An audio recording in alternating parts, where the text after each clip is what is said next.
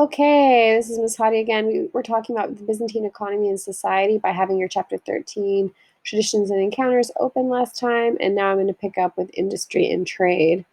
Okay, so the thing I want you to do is compare the book to the lecture, which here it says manufacturing and trade. Manufacturing is a word that basically comes from the word manos and then factoring. So actually, manos is like making things by hand, basically. In industry, you're making things. So you're making crafts, you're making, things that are handmade.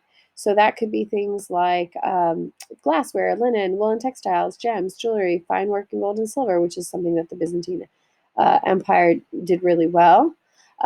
This just tells you that even though the Byzantine Empire had problems, it continued to be very productive, and Constantinople was an important city. It was the home to a lot of artisans. Okay, and these are some of the things that they made. And then it says around the 6th century, remember that the late 6th century, it's going to be the 500s.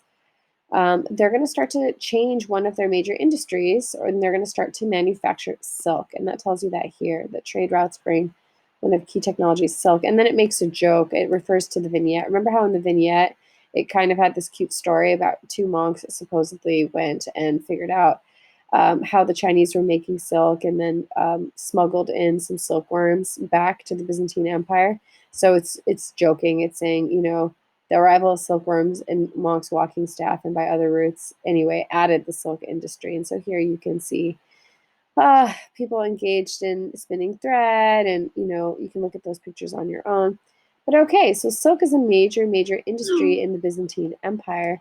It tells you that here it was really important addition to the economy, and the Byzantine Empire became a major supplier, a principal supplier. And the silk industry was so important that the government supervised a lot of that industry, and they only allowed people to participate in one part of the activity so that no one could create a monopoly or full control over the entire silk industry.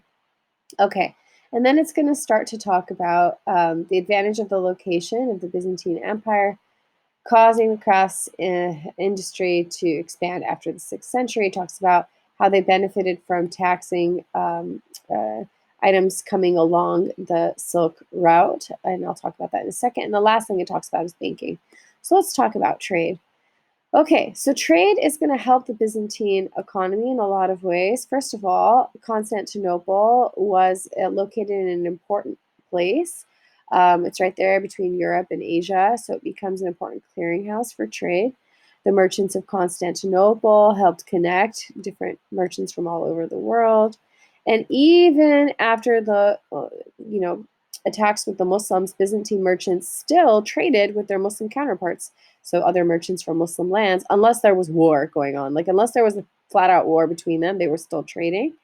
And because of that, Byzantine Empire had a coin called the Byzant that became the standard currency of the Mediterranean from the 6th through the 12th century.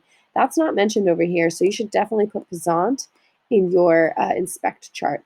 And then it tells you how the Byzantine Empire benefited from controlling trade and levying customs duties. These are taxes on the merchandise that passed through the lands.